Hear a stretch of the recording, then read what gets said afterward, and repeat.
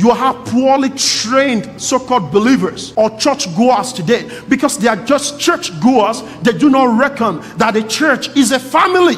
That's why someone today, tomorrow, will stand up against the pastors. You all see online, Pastor Enoch Adejare Adeboye, a man, how old is Jonah? 80 plus. Thank you, mommy. 80 plus. You see this silly Gen Z, some of them old but very foolish, dragging the man. If you would not consider spiritual headship, you don't want to grow old. No. Are you getting what I'm saying? You don't consider his age. He's old enough to be your father's father, your grandfather. The man of God will be speaking to his own children, members of his church. You will pick it up, you will blow it out of proportion because you feel that he has a dissenting voice on politics or whatsoever thing going on in that country. Something is wrong. Don't shortchange your destiny. You will see men of God, Pastor Paul Adefarasi, shredded to pieces. Bishop David Oyedepo, who is training you? I'm teaching you this morning, child of God, the fatherhood of a priest. Of all those people leading you, the most distinguished is spiritual headship. I'm going to show you through the scripture. They are the only ones. The Bible says you should accord double honor, not honor,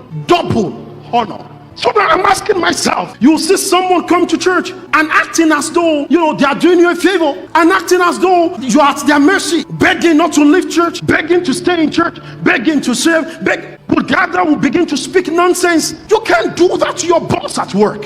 You may not like me after this, but I can tell you the truth. You can never say this teaching was not preached to you. No more anybody who calls Lofty Heights their church in Regina or in Calgary would never say they never understood the fatherhood of a priest. You don't see the way I celebrate men of God here. The Bible speaking says that days of unknown, the Bible says they should be forgiven. You did not know. That's why you're acting that way. Again, please pay attention. If you think this message is about me and Lofty Heights, you miss the essence. It is about the church of the Lord. Can I beg you by the message of the Lord? If I'm your pastor, your apostle, or I have the privilege of pastoring you, can you please, till Jesus will call you home or till Jesus will return, never ever type anything against any servant of God on social media? Can I beg you?